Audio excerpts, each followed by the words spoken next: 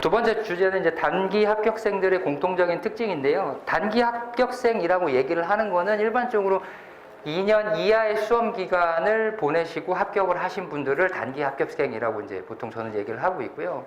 예년은 아니고 이제 과거에 비해서는 생동차 비율이 나타나는 비중이 조금 늘었다고 볼 수가 있어요. 근데 제가 드리고 싶은 말씀은 그 생동차라는 거는 180이나 200분의 1이라고 생각을 하시면 안 돼요. 시험을 준비하는 3000분의 1이라고 생각을 하셔야지. 그래서 생동차에 너무 매몰되지 마시고 2년 차에만 합격을 하셔도 굉장히 좋은 결과니까 아직까지는.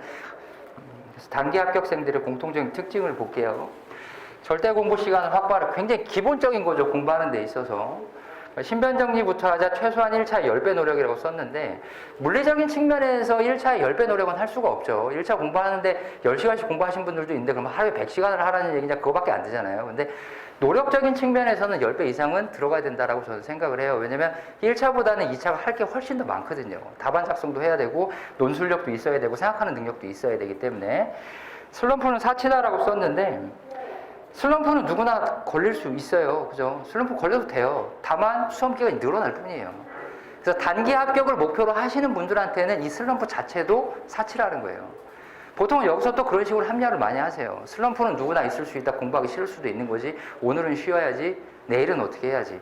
남들은 이미 갔어요. 그러면.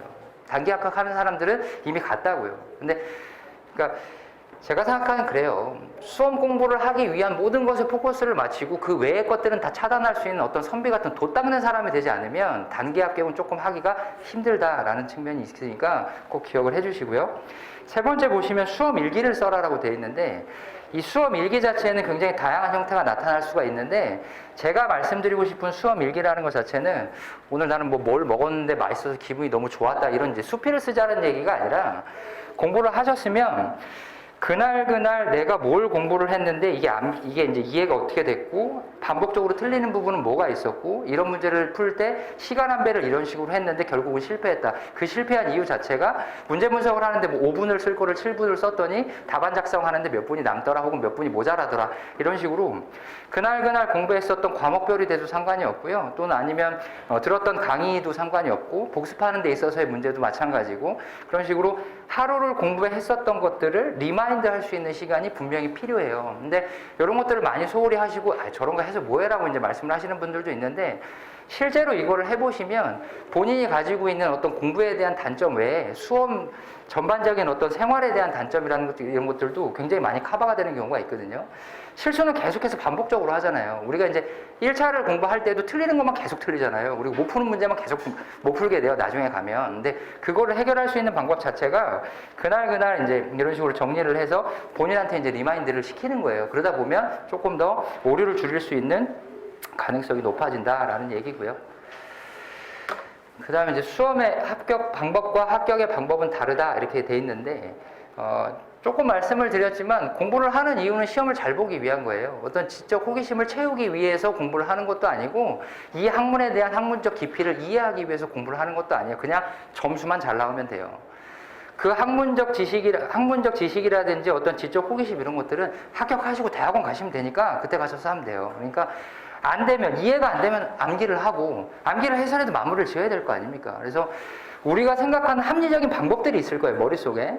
일단 이해가 된 다음에 그걸 가지고 뭐 요약을 하고, 요약을 한 걸 가지고 암기를 하고, 암기를 해가지고 답안의 문장을 구성을 하고, 구성을 해본 다음에 그거를 복기를 해보고, 그러고 나서 다시 평가를 받고, 논리적인 약점을 찾아내고, 4년 걸려도 안 돼요, 그렇게는. 그러니까 시험을 붙는 방법과 공부를 하는 방법은 조금 다를 수가 있다는 거예요. 그래서 조금의 노력을 들이더라도 아니면 같은 시간을 쏟아붓더라도 점수를 더 잘 맞을 수 있는 방법이 무엇인가라는 생각을 항상 하셔야 된다는 얘기예요.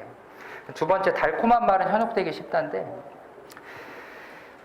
저도 마찬가지였었던 것 같아요. 그리고 여러분들은 어떠실지 모르겠는데 수험 공부 하시다 보면 굉장히 합리화가 이제 많이 일어나죠. 이건 이래서 안 해도 돼. 이건 저래서 원래 못 하는 거야. 쟤는 잘못된 길로 가고 있는데 나는 이렇게 하는 게 맞아. 라는 얘기들을 굉장히 혼자 스스로 많이 하게 됩니다. 그리고 거의 대부분의 이제 수험생들은 남들이 잘하는 것과 내가 못하는 걸 굉장히 극도로 싫어해요. 그래서 남들이 뭔가를 잘하고 있으면 그런 식으로 하면 안 돼라는 말도 많이 하게 되고 또 오늘은 몸이 아프니까 쉬는 게 내일 공부할 때 훨씬 더 나을 거야 라는 합리화를 계속 하게 돼요. 달콤할수록 결국은 그 모든 것들이 다 독이 돼서 돌아온다는 걸 항상 생각을 하셔야 됩니다. 학원의 커리큘럼과 시스템을 신뢰하자. 신뢰할 수 있고 의존할 수 있는 시스템을 결정하셨다면 죽어라 따라가려고 노력을 해야 되는 거지. 본인이 선택한 시스템에 대해서 계속 의문을 가지고 중간에 이렇게 하는 게 더 합리적일 것 같은데, 이렇게 하는 게 더 효율적인 것 같은데 라고 생각을 하고 있는 시간조차 낭비가 될 거예요. 그래서 어느 학원이 됐던 혹은 어떤 공부 방법이 됐던 일단 선택을 하셨으면 밤을 새던 뭐가 어떻게 되든 죽자 살자 쫓아갈 생각만 하시면 된다라는 거예요. 그 와중에 이거를 조금 더 바꿔갖고 어떻게 잘 따라갈 수 있는 방법이 있을까? 그런 생각은 하실 필요가 없어요. 그런 게 있었다면 학원에서 바꿨겠죠, 시스템을 그런 쪽으로. 그러니까 그런 게 아니기 때문에 결정을 하셨으면 무조건 따라가라, 그 얘기입니다.